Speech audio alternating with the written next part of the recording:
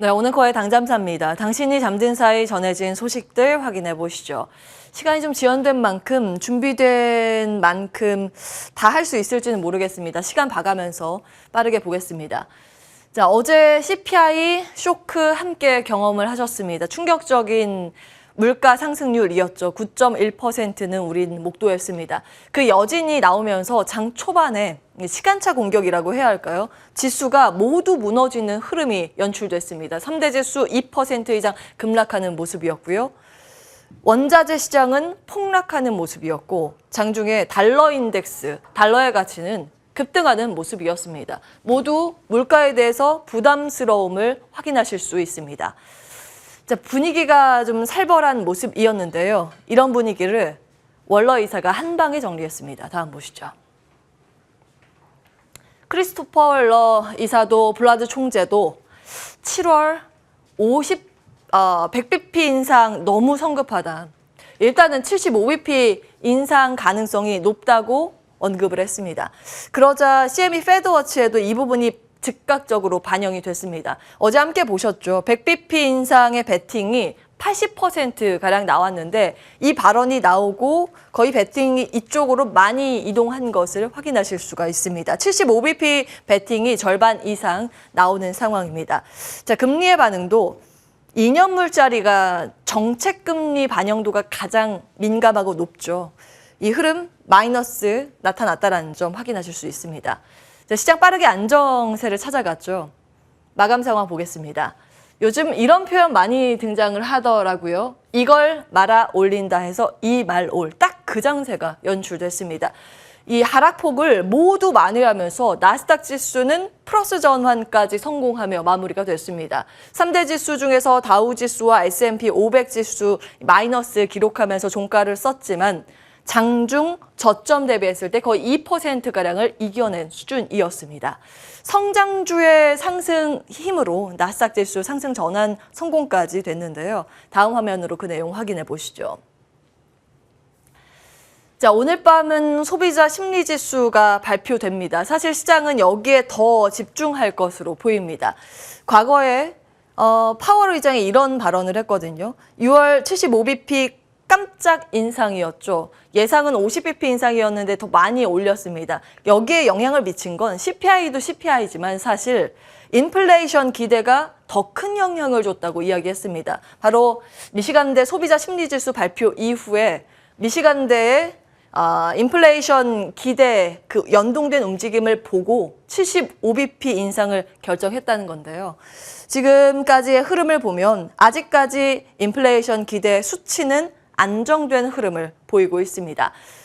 지난번 75bp 인상했을 때 CPI 쇼크였고 소비자 심리지수도 쇼크가 나오면서 기대 수치가 3.3%까지 폭등하는 모습을 보였는데요. 현재는 하향 안정화되면서 3.1% 수준을 유지하고 있습니다. 아무래도 이 점이 영향을 미친 듯 싶습니다. 요즘 미국에서 휘발유 가격이 조금씩 떨어지고 있다는 소식인데 7월 둘째 주 휘발유 수요가 역대 최대 폭으로 감소했다는 소식도 밤사이에 전달됐습니다. 종목별 흐름 보시죠. 히트맵 보실 텐데요. 이렇게 이제 금리의 부담이 줄어들면서 금리가 하락될 가능성, 그리고 100bp 인상 가능성이 낮아지고 그보다 낮은 75bp 금리 인상의 가능성이 높아지자 딱 이 공식이 성립됐습니다. 성장주 상승. 테슬라, 아마존 상승 전환에 성공하는 모습이었고요. 마이크로소프트, 애플은 강세 마감에 성공했습니다. 애플 2%대의 플러스 마감에 성공했습니다. 그래도 여기 많이 좀 빠진 것들이 있어서 이게 뭐 좋은 건가 하실 수 있겠지만 장 초반에 그야말로 불바다였습니다. 생존자가 하나도 없을 정도의 붉은 바다였는데 이 붉은색의 수치도 많이 완화된 흐름이었고 중간중간에 파란색이 이름을 올렸다라는 점 눈에 띕니다. 걱정되는 부분은 여긴데요. 그 금융 섹터가 전반적으로 큰 폭의 조정을 받았습니다. 자세히 보시죠.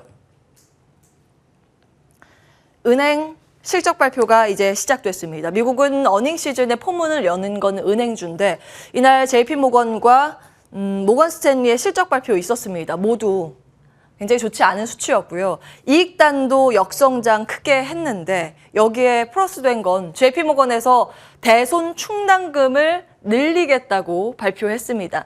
이건 경기 앞으로 안 좋아질 것 같아서 우리가 대비를 해야 된다, 이렇게 해석될 가능성이 있습니다. 그래서 경기 침체를 암시하는 것으로 시장은 해석하기 시작했고요. 그런 반응이 여기에 다 나왔습니다. 이 금융 섹터의 무너짐과 함께 경기에 타격이 예상되는 이 에너지 섹터가 동반 약세 흐름을 보였다는 점 눈에 띕니다. 과거에는 금리 인상 시기에는 금융주가 사실 최고의 수혜 섹터로 꼽혔는데 이 공식 최근 찾아보기 어렵다는 점도 눈에 띕니다. 다음 보시죠.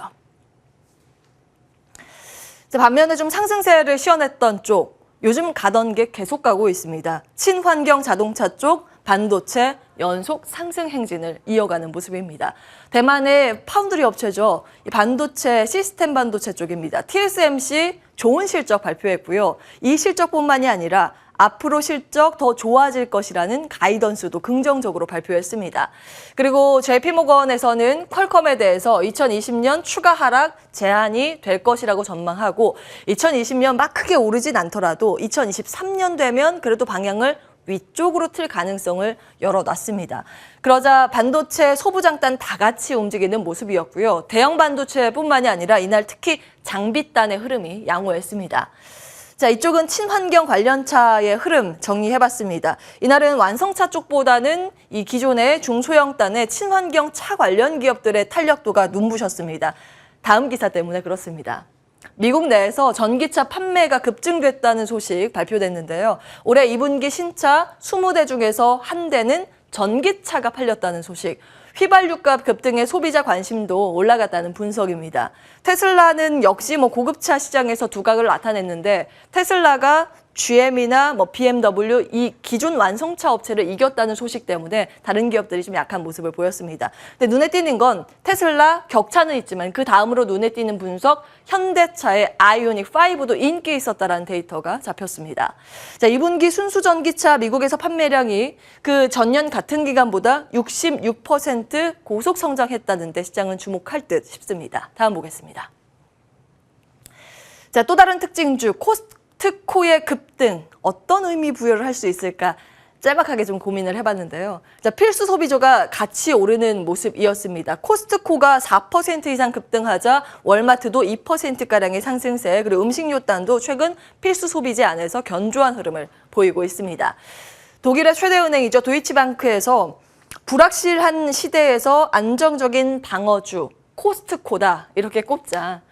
이 흐름이 연출됐습니다. 근데 차트의 흐름 보시면 최근 시장이 흔들릴 때도 이런 필수 소비재가 잘 버텨줬고 심지어 오르는 종목들도 있었고 신고가를 가는 종목들도 있었는데 최근 시장이 상승할 때 물론 많이 눌렸던 성장주의 상승이 돋보입니다만 이런 필수 소비재도 같이 오른다는 포인트가 눈에 띕니다. 참고해 보시면 되겠고요. 다음 보겠습니다. 자, 이제 방어주의 시각으로 기사들을 보면 또 다른 포인트를 잡을 수 있지 않을까 해서 연결고리로 보려고 합니다. 어제 장 마치고 이 소식이 전달됐죠. CJ와 KT 이사회 열어서 안건을 결의했는데 OTT, 티빙과 시즌의 합병 결의 소식입니다. 좀 수준 높은 수준의 합병이죠. 그 피를 섞는다는 뜻의 혈맹 관계가 구축됐습니다. 지분을 좀 섞는 그런 내용인데 그러면서 관련 기업들이 시간 외거래에서 급등하는 모습을 보였습니다. 이로써 1위는 가입자 수로 넷플릭스가 압도적으로 높습니다만 국내 가입자 수 그동안 1위를 달렸었던 SK텔레콤의 웨이브를 제치고 티빙과 시즌 합하면 이렇게 됩니다. 다만 OTT 서비스에 대해서 요즘 성장 정체됐다라는 분석이 많지 않습니까? 그래서 증권가에서는 사실 이들에 대한 투자 의견보다는 KT에 대한 투자 의견이 조금 더 많이 나오고 있습니다. 시즌이 이제 KT 계열인데요. KT 같은 경우에는 OTT 서비스라는 모멘텀도 분명히 있겠지만 또 한 가지 시장 방어적인 성격인 통신주 그리고 안정적인 수익을 확보하고 있다는 분석 눈에 띄었습니다. 미국 안에서도 이런 분석이 좀 많이 나오는데요. 혹시 넷플릭스 화면 준비가 돼 있을까요? 네. 넷플릭스는 다른 시간에 얘기를 하겠습니다. 넷플릭스와 마이크로소프트가 손을 잡았다는 소식이 요즘 추가되고 있고 거기에 대해서 좀 고민을 해봤는데요. 넷플릭스가 요즘 가입자가 정체된 흐름을 보이고 있는 모습이었습니다. 그래서 이제 가입자를 유입하기 위해서 저가형 스트리밍 서비스 요금제를 다시 개편해서 발표한다라는 소식이 전해졌는데요. 결국에는 OTT 시장의 정체로 인해서 많이 고심한 흔적이 보입니다. 광고를 넣어서 MS와 손잡고 그런 흐름들이 나타나고 있다는 점도 한 가지 포인트로 제시해드리겠습니다. 다음에 시간 되면 그 부분도 중점적으로 다뤄보도록 하고요.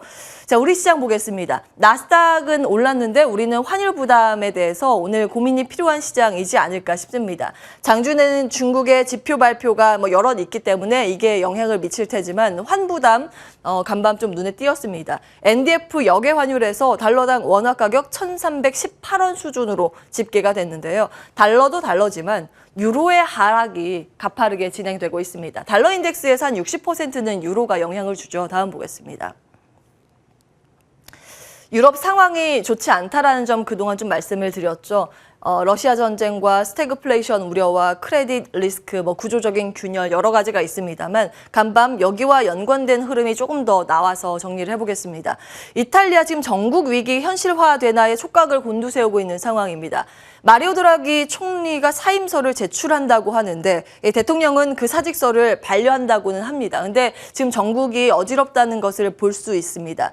사실 마리오 드라기 총리는 예전에 ECB 총재 시절에 슈퍼마리오라는 애칭도 있지 않았습니까? 그때 유럽이 좀 경제 위기에 빠졌을 때 양적 완화를 아주 시원하게 해서 일을 잘 시행해서 이제 슈퍼마리오다 이런 명칭까지 붙었는데 이 인물이 여기에서 버티기 힘들면 과연 누가 이 자리를 차지해서 이 전국을 운영해 나가나 이런 고민이 많습니다. 계속해서 이 환 방향성 체크해 보시기 바라겠습니다. 온앵커의 상담사였습니다.